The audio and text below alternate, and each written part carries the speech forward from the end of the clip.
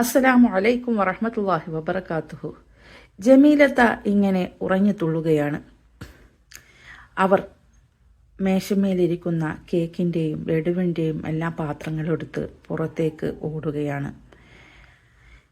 ഇന്ന് ഇതെല്ലാം ഞാൻ ആ തൊടിയിലേക്ക് വലിച്ചെറിയും. അവൻ്റെ ഒരു കേക്കും പലഹാരങ്ങളും എന്നെ ചതിച്ച് ഇവിടെ ആരും അങ്ങനെ ആഘോഷിക്കേണ്ട. ഇതുകൂടി കണ്ടപ്പോൾ റസാക്കിന് ആകെ ഭ്രാന്തി പിടിച്ചു. അവൻ ഓടിച്ചെന്നുകൊണ്ട് ജമീലത്തയുടെ കയ്യിൽ നിന്നും ആ കേക്കും ആ പലഹാരങ്ങളുമെല്ലാം വാങ്ങി മേശമേലെ വെച്ചതിൻ്റെ ശേഷം ഈ തള്ളയെ ഇന്ന് ഞാൻ തല്ലിക്കൊല്ലും എന്ന് പറഞ്ഞുകൊണ്ട് ജമീലത്തയുടെ നേർക്ക് പാഞ്ഞെടുക്കുകയായിരുന്നു. അതിനിടയിലേക്കാണ് ഹാജറ ഉറഞ്ഞു തുള്ളിക്കൊണ്ട് ചാടിക്കേറിയത്. തൊട്ടുപോകരുത് എൻ്റെ ഉമ്മാനെ. എൻ്റെ ഉമ്മയെ തൊട്ട് കഴിഞ്ഞാൽ നിങ്ങൾ വിവരം അറിയും. പിന്നെ പോലീസ് സ്റ്റേഷനിൽ പോയി കിടക്കാം വാപ്പാക്കും മകനും എന്ന് പറഞ്ഞു. ഇത് കേട്ടതും അമീർ ചാടിത്തുള്ളിക്കൊണ്ട് അങ്ങോട്ട് വന്ന് പറഞ്ഞു, അമ്മായി ഇതിൽ ഇടപെടണ്ട. ഒരു സന്തോഷമുണ്ടായപ്പോൾ എല്ലാവരും ഒരുമിച്ച് ആഘോഷിക്കാമെന്ന് കരുതിയിട്ടാണ് ഉപ്പയും ഞാനും കേക്കും അതുപോലെ തന്നെ പലഹാരങ്ങളും എല്ലാം വാങ്ങി വന്നത്. അല്ലെങ്കിൽ ഞങ്ങൾക്ക് വല്ല ഹോട്ടലിലും കയറി ഷഹാനയെ വിളിച്ചാൽ അവളും വരും. ഞങ്ങൾക്ക് അവിടെ നിന്ന് എന്തെങ്കിലും വാങ്ങിക്കഴിച്ചാൽ പോരെ. ഇങ്ങോട്ട് വെറുതെ കൊണ്ടുവരേണ്ടിയിരുന്നില്ല. ഈ ഉപ്പാൻ്റെ പണിയാണ്, ഒന്നും വാങ്ങേണ്ടിയിരുന്നില്ല. അതിന് കിട്ടിയ സമ്മാനം കൊള്ളാം എന്നെല്ലാം പറഞ്ഞു. അമ്മ ഇതിൽ ഇടപെടേണ്ട. ഉപ്പയും വല്യമ്മയും ആയിക്കോളും. വല്യമ്മക്ക് അല്ലെങ്കിലും 2 കിട്ടേണ്ട സമയം ആയിട്ടുണ്ട്. ഇമാതിരി സ്വഭാവമെല്ലാം ഭ്രാന്ത് കാട്ടുന്നത് എന്നെല്ലാം പറഞ്ഞു. ഇതോടുകൂടി ഹാജറാക്ക് തൻ്റെ ദേഷ്യം നിയന്ത്രിക്കാനായില്ല. അവൾ അമീറിൻ്റെ മുഖത്ത് ആഞ്ഞൊരു അടിയായിരുന്നു. നിന്റെ ഉപ്പാക്ക് കിട്ടേണ്ട അടിയാണ്. നിന്റെ ഉപ്പ എന്നേക്കാൾ പ്രായം കൂടിയതുകൊണ്ട് ഞാൻ ഉപ്പാക്ക് കൊടുക്കുന്നില്ല. നീ മിണ്ടാതെ അവിടെ പോയി ഇരിക്ക് എന്ന് പറഞ്ഞു.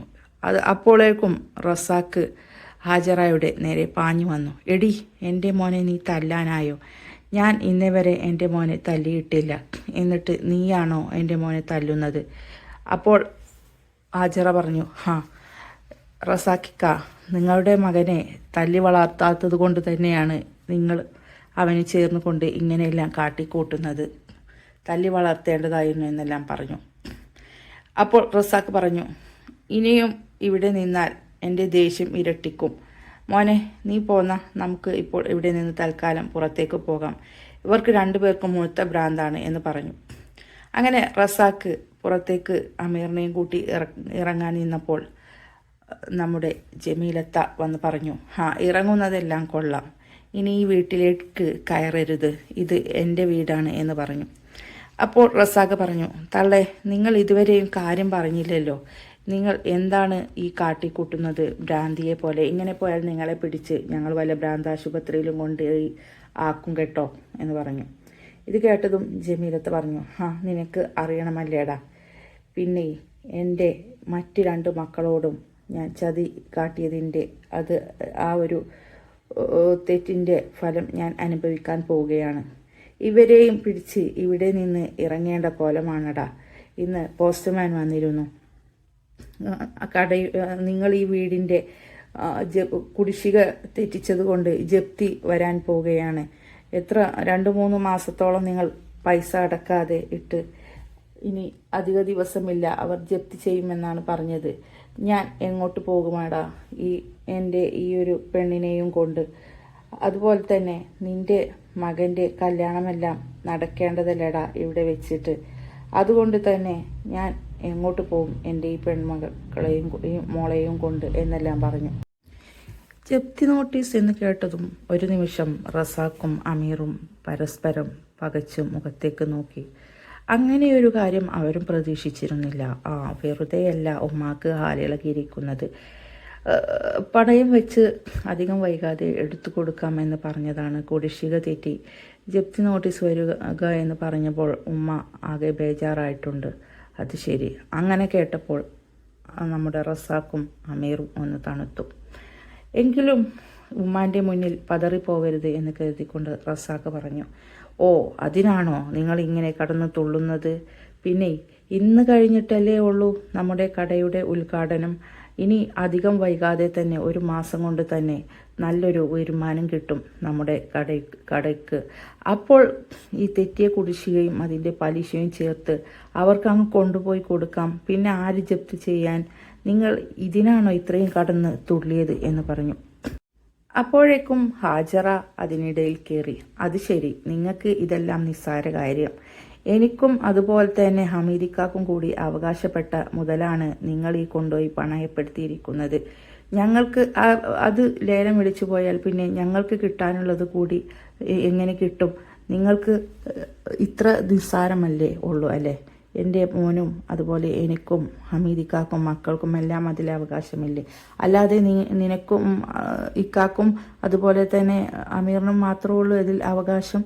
നിങ്ങളുടെ ആവശ്യത്തിന് വേണ്ടി അതും 10-25 ലക്ഷം എടുത്ത് അത് കൊണ്ടുപോയി പണയപ്പെടുത്തി ഇനി എന്നുണ്ടാവാനാണ് ഈ പൈസയെല്ലാം എന്ന് പറഞ്ഞു. ഇത് കേട്ടതും നമ്മുടെ റസാഖ് പറഞ്ഞു, എടി നീ കണ്ടതല്ലേ എൻ്റെ മോൻ്റെ കട? അത്രയും വലിയ കടയിൽ നിന്ന് 1 മാസം 2 മാസം ശമ്പളം കിട്ടിയാൽ തന്നെ അത് ആ കുടിശ്ശിക മൊത്തം തീർക്കാൻ കഴിയും. 1 മാസം കൊണ്ട് തന്നെ കുടിശ്ശിക മൊത്തം തീരും. പിന്നെ ആ 25 ലക്ഷം അതൊക്കെ ഇതാന്ന് പറയുമ്പോഴേക്ക് പുല്ലുപോലെ എടുക്കാവുന്നതേ ഉള്ളൂ എടി. അത്രയും വലിയ കടയാണ് എൻ്റെ മോനും അതുപോലെ തന്നെ അവൻ്റെ കൂട്ടുകാരിയും ഇട്ടിരിക്കുന്നത്. പിന്നെ ഒന്നുകൂടി പറയാം, എൻ്റെ മോൻ കല്യാണം കഴിക്കാൻ പോകുന്നതേ അവളെയാണ്, ഷഹാനയെ. അവൾ ആരാന്ന് നിനക്കറിയോ? അവളുടെ ഉപ്പ, അവരുടെ സ്റ്റാറ്റസ് എന്താണെന്ന് നിനക്കോ അതോ ഈ നിൽക്കുന്ന ഉമ്മാക്കോ അറിയുമോ? ഈ നാട്ടിലെ വലിയ മുതലാളിമാരിൽ ഒരാളാണടി ഇവൻ്റെ അമ്മോശൻ ആവാൻ പോകുന്ന ഷഹാനയുടെ ഉപ്പ. അതുകൊണ്ട് തന്നെ ഇനി ഇപ്പോൾ കടയുടെ വരുമാനമൊന്നും കിട്ടാൻ നിൽക്കേണ്ട. സ്ത്രീധനത്തുകയായിട്ട് നല്ലൊരു സംഖ്യ ഇങ്ങോട്ട് പോരും. അതുപോലെ തന്നെ ഒരുപാട് സ്വർണവും എല്ലാം ഉണ്ടായിരിക്കും. അതുകൊണ്ട് തന്നെ ആ കാര്യമൊന്നും ഓർത്ത് നിങ്ങൾ ബേജാറാവേണ്ട. ഈ വീടിൻ്റെ ആധാരം എടുത്ത് നിൻ്റെയും ഉമ്മാൻ്റെയും മുഖത്തേക്ക് കൊണ്ടുവന്നെന്ന് ഞാൻ എറിഞ്ഞു തരുന്നുണ്ട്. ഇതിനായിരുന്നു നിങ്ങൾ കടന്ന് ഇത്ര കലി പൂണ്ട് തുള്ളിയിരുന്നത് എന്നെല്ലാം പറയും. വാ മോനെ, ഇവരും അവിടൊന്നും സംസാരിച്ചിട്ട് കാര്യമില്ല. നശിപ്പിച്ചു, എല്ലാം നശിപ്പിച്ചു. നല്ല രീതിയിൽ സന്തോഷത്തോടു കൂടി കല്യാണക്കാരെല്ലാം അനൗൺസ് ചെയ്ത് അതുപോലെ നമ്മുടെ കടയുടെ ഉദ്ഘാടനം കഴിഞ്ഞ ആ സന്തോഷം എല്ലാം കൂടി ഒരുമിച്ച് ചേർന്ന് കേക്കെല്ലാം മുറിച്ച് കഴിക്കേണ്ടതാണ്. ഇവർ 2 പേരും കൂടി അതെല്ലാം നശിപ്പിച്ചു. നീ വാ മോനെ എന്നെല്ലാം പറഞ്ഞു. കേക്കും ആ പലഹാരങ്ങളും എല്ലാം ഫ്രിഡ്ജിൽ വെച്ചേക്ക്. ഇനി ഇപ്പം എന്തായാലും എനിക്കത് കഴിക്കാൻ മൂടില്ല. നിനക്കും അത് അങ്ങനെ തന്നെ ആയിരിക്കുമല്ലോ. ഇവരും 2 പേരും പിന്നെ അത് കഴിക്കുമെന്ന് തോന്നുന്നില്ല. നീ വാ, നമുക്ക് അത് ഫ്രിഡ്ജിൽ വെക്കാം. എന്നിട്ട് നിൻ്റെ ജോലികൾ എന്തെങ്കിലും ഉണ്ടെങ്കിൽ അത് നോക്കിക്കോ. എനിക്കും ഒന്ന് പുറത്ത് പോകാനുണ്ട് എന്നെല്ലാം പറഞ്ഞ് റസാഖും അമീറും അവിടെ നിന്ന് തടി തപ്പി. അത് കേട്ടപ്പോൾ ജമീലത്താക്കും അതുപോലെ തന്നെ ഹാജറാക്കും കുറച്ച് ആശ്വാസമായി. എന്തായാലും അവരുടെ മുന്നിൽ അങ്ങനെയെല്ലാം കാണിച്ചെങ്കിലും കടയുടെ വരുമാനം കിട്ടിയാൽ കുടിശ്ശിക തീർക്കും 1 മാസം കൊണ്ട് തന്നെ. അതുപോലെ തന്നെ അവൾ അത്രയും വലിയ പണക്കാരാണെങ്കിൽ കല്യാണം കഴിക്കുമ്പോൾ മകളുടെ പേരിൽ എന്തെങ്കിലുമൊക്കെ പൈസയും സ്വർണവും കൊടുക്കാതെ ഇരിക്കില്ല. അതുകൊണ്ട് തന്നെ പെട്ടെന്ന് തന്നെ വീടിൻ്റെ ആധാരം തിരിച്ചെടുക്കുമായിരിക്കും. എന്തായാലും അങ്ങനെ സമാധാനിക്കാമെന്ന് അങ്ങനെയെല്ലാം പറഞ്ഞ് നമ്മുടെ ജമീലത്ത ഹാജറാനെ സമാധാനിപ്പിച്ചു. അപ്പോൾ ഹാജറാക്കും സമാധാനമായി. എന്നാൽ അങ്ങനെയെല്ലാം എല്ലാം ശരിയാകുമായിരിക്കും. തനിക്കും തൻ്റെ മോനും അതുപോലെ തന്നെ ഹമീദിക്കാക്കും മക്കൾക്കും റസാക്കിനും അമീറിനും എല്ലാം അവകാശപ്പെട്ടതാണ്. അത് അവനങ്ങനെ ഒറ്റയ്ക്ക് കൊണ്ടുപോയി സുഖിക്കണ്ട. അതുകൊണ്ടാണ് തനിക്കും ദേഷ്യം വന്നത്. അപ്പോൾ ജമീലത്ത പറഞ്ഞു, നിനക്ക് സ്വർണമെല്ലാം തന്ന കല്യാണത്തിന് സ്വർണമെല്ലാം തന്ന കാര്യം അവൻ എടുത്തിടുമോ എന്നായിരുന്നു എൻ്റെ പേടി. അത് പറഞ്ഞു കഴിഞ്ഞാൽ നമുക്കൊരു ന്യായവുമില്ല. അന്ന് ഉപ്പ എല്ലാം ഉണ്ടായിരുന്നത് കൊണ്ട് തന്നെ നിന്നെ അത്യാവശ്യം നല്ല സ്വർണമെല്ലാം തന്ന് കല്യാണം കഴിച്ചു. അതുകൊണ്ട് തന്നെ ഇനി ആ കാര്യമെല്ലാം പറയുമോ എന്ന് ഞാൻ ആകെ ബേജാറായി എന്ന് പറഞ്ഞു. അത് കേട്ടതും നമ്മുടെ ഹാജറ പറഞ്ഞു, അതിന് ആ സ്വർണത്തിലെല്ലാം ഇപ്പോൾ എന്തിരിക്കുന്നു? ഇപ്പോൾ ആ ഒരു സ്വർണമുണ്ടെങ്കിൽ എത്ര പൈസ കിട്ടിയിരുന്നു? അതെല്ലാം ഇവൻ്റെ ഉപ്പ കൊണ്ടുപോയി കള്ളും കുടിച്ച് തുലച്ചില്ലേ, ദൂർത്ത് കാട്ടി തുലച്ചില്ലേ. ഇനി ഒന്നും ഇരിപ്പില്ല എന്ന് പറഞ്ഞു. അപ്പോൾ നമ്മുടെ ജമീലത്ത പറഞ്ഞു, അതിലിരിപ്പില്ല എന്നൊന്നും പറയാൻ ന്യായമല്ല. ഇവിടുന്ന് തരേണ്ടത് നിനക്ക് തന്നിട്ടുണ്ട്, എന്നാൽ അത് സൂക്ഷിക്കാൻ കഴിയാത്തത് നിന്റെ കുഴപ്പം. അവനിങ്ങനെ ചോദിക്കുമ്പോഴേക്കും നീ ഓരോന്നോരോന്ന് എടുത്തു കൊടുക്കേണ്ട കാര്യം എന്തായിരുന്നു? നിനക്ക് ഒന്നുമല്ലെങ്കിൽ ഇവിടെ കൊണ്ടുവന്ന് എൻ്റെ അടുത്ത് തന്നൂടായിരുന്നോ? നീ അവനെ ചോദിക്കുമ്പോഴേക്കും ഓരോന്നോരോന്നായി എടുത്തു കൊടുത്ത് അവസാനം കാതിലെ കമ്മൽ വരെ കൊടുത്തിട്ടല്ലേടി നീ ഇവിടെ വന്ന് വിവരം പറയുന്നത്? അല്ലെങ്കിൽ ഇങ്ങനെയുണ്ട് ചിലവളുമാർ. പുണ്യാളത്തി ചമഞ്ഞ് ചോദിക്കുമ്പോഴേക്കും ഓരോന്നോരോന്ന് അങ്ങ് എടുത്തു കൊടുക്കും. അവസാനം എല്ലാം നഷ്ടപ്പെടുമ്പോൾ ഭർത്താവും ഉണ്ടാകില്ല, സ്വർണവും ഉണ്ടാകില്ല, പണ്ടവും ഉണ്ടാകില്ല. അവസാനം വീട്ടിൽ വന്ന് നിൽക്കും. പിന്നെ ബാക്കിയുള്ളതെല്ലാം ഈ വീട്ടുകാർ അനുഭവിക്കണം എന്നെല്ലാം പറഞ്ഞു. ഇത് കേട്ടതും ഹാജറ ആവലാതി പറയാൻ തുടങ്ങി. അത് ശരി, ഇപ്പോൾ നിങ്ങൾക്ക് ഞാനൊരു ശല്യമായി അല്ലേ? എന്നാൽ ഞാൻ എൻ്റെ മോനെയും കൊണ്ട് ഇവിടെ നിന്ന് വല്ല വാടക വീട്ടിലേക്കും മാറിക്കോളാം. അത് ശരി, ഇപ്പോൾ ഞാൻ നിങ്ങൾക്ക് ശല്യമായി അല്ലേ എന്നും പറഞ്ഞുകൊണ്ട് ഹാജറ ഇങ്ങനെ ആവലാതിപ്പെട്ട് കരയാൻ തുടങ്ങി. അപ്പോൾ ജമീലത്ത് പറഞ്ഞു, അല്ലെങ്കിലും നിന്നെ പറഞ്ഞാൽ നിൻ്റെ എപ്പോഴുമുള്ള പല്ലവി ഇത് തന്നെയാണ്. ഞാൻ വാടക വീട്ടിലേക്കും മാറിക്കൊള്ളാം, ഇവിടെ നിൽക്കുന്നത് ശല്യമാണെന്നത് നിൻ്റെ സ്ഥിരം പരിപാടിയാണല്ലോ. അപ്പോൾ നീ ചെയ്ത തെറ്റ് ഒന്നും എനിക്ക് പറയാൻ പറ്റില്ലേ? ഞാൻ നിൻ്റെ നിൻ്റെ ഉമ്മയല്ലേ? നീ ചെയ്ത തെറ്റ് പിന്നെ ഞാനല്ലാതെ ആരോടാ പറയുക? നിന്നോടല്ലാതെ ആരോടാണ് ഞാൻ പറയുക എന്നെല്ലാം പറഞ്ഞു. അങ്ങനെ അവർ തമ്മിൽ സംസാരിച്ച് അത് വലിയ വഴക്കിലെത്താതെ അവിടെ നിന്നും രണ്ടുപേരുടെ ജോലിക്കുമായി മുന്നോട്ട് നീങ്ങി. അതുപോലെ ഹാജറായുടെ മകൻ പറഞ്ഞു, ഉമ്മ ഞാനൊന്ന് പുറത്ത് പോയി വരാം കേട്ടോ, എനിക്ക് എൻ്റെ കൂട്ടുകാരെ കാണണമെന്ന് പറഞ്ഞു. അപ്പോൾ ഹാജറ പറഞ്ഞു, നേരെ ഇരുട്ടാകുന്നതിന് മുൻപ് വരണം കേട്ടോ, അധികം വൈകിയാൽ ഞാൻ വാതിൽ തുറന്നു തരില്ല, ഞാൻ വാതിൽ അടക്കുമെന്ന് പറഞ്ഞു. അപ്പോൾ നമ്മുടെ ഹാജറായുടെ ചെക്കൻ ജമീലത്തായോട് പറഞ്ഞു, ഉമ്മ തുറന്നു തരണ്ട, എനിക്ക് എൻ്റെ ഉമ്മമ്മ ഉണ്ട്, ഉമ്മമ്മ വാതിൽ തുറന്നു തന്നോളുമെന്ന് പറഞ്ഞു. അപ്പോൾ ജമീലത്ത് പറഞ്ഞു, നിൻ്റെ ഉമ്മ തുറക്കാത്തത് ഞാനും തുറന്നു തരില്ല, ഞാൻ തുറന്നു തന്ന് അത് കണ്ട് നീ ഇപ്പോൾ പഠിച്ചിട്ടുണ്ട്, ഇനി ഞാൻ തുറന്നു തരില്ല, വേണമെങ്കിൽ നേരത്തെ വന്നോ എന്ന് പറഞ്ഞു. അപ്പോൾ ചെറുക്കൻ ചിണുങ്ങാൻ തുടങ്ങി. ഉമ്മമ്മ എന്താ ഉമ്മമ്മ, എനിക്ക് എൻ്റെ കൂട്ടുകാരെ കണ്ട് കുറച്ച് നേരമൊക്കെ സംസാരിച്ചിരിക്കണ്ടേ? എൻ്റെ ഒരു ഫ്രണ്ട് ഗൾഫിൽ നിന്ന് വന്നിട്ടുണ്ട്, അവൻ്റെ വക ചെറിയൊരു പാർട്ടിയുണ്ട്, അതുകൊണ്ട് തന്നെ ഞാൻ കുറച്ച് ലേറ്റായാലും ഉമ്മമ്മ വാതിൽ തുറന്നു തരണം. ഉമ്മ അപ്പോഴേക്കും ഉറങ്ങിയിട്ടുണ്ടാവും. എൻ്റെ ഉമ്മാനെ നിങ്ങൾക്കറിയില്ലേ, പായ കണ്ടാൽ അപ്പോൾ ചാടി വീണു ഉറങ്ങും, എന്നാലോ നേരം വെളുത്താൽ 10 മണി വരെ കിടന്ന് ഉറങ്ങുകയും ചെയ്യും എന്നെല്ലാം പറഞ്ഞു. ഇത് കേട്ടത് ജമീലത്ത് പറഞ്ഞു, ഇന്നും കൂടി ഞാൻ തുറന്നു തരും, ഇന്ന് നിൻ്റെ ലാസ്റ്റ് ദിവസമാണ്, ഇനി നീ വൈകി വന്നാൽ തുറന്നു തരില്ല കേട്ടോ, നിൻ്റെ കൂട്ടുകാരൻ്റെ പാർട്ടി മുടക്കേണ്ട, എന്തായാലും പോയിക്കോ എന്ന് പറഞ്ഞു. ഇത് കേട്ടതും ഹാജറായിൻ്റെ മകൻ ഇങ്ങനെ മനസ്സിൽ തുള്ളിച്ചാടി. അവൻ്റെ കുറച്ച് തെറിച്ച പിള്ളേരും അവനും തമ്മിൽ ഒരു ചീത്ത കൂട്ടുകെട്ടാണ്. അവന്മാർ നട്ടപ്പാതിരാക്ക് കള്ളും കുടിച്ച് എവിടെയെങ്കിലും എല്ലാം സൊറ പറഞ്ഞ് എന്നിട്ട് നേരം വൈകി നട്ടപ്പാതിരാക്ക് കയറി വരുന്ന അവന് വാതിൽ തുറന്നു കൊടുക്കാൻ നമ്മുടെ ജമീലത്ത വേണം.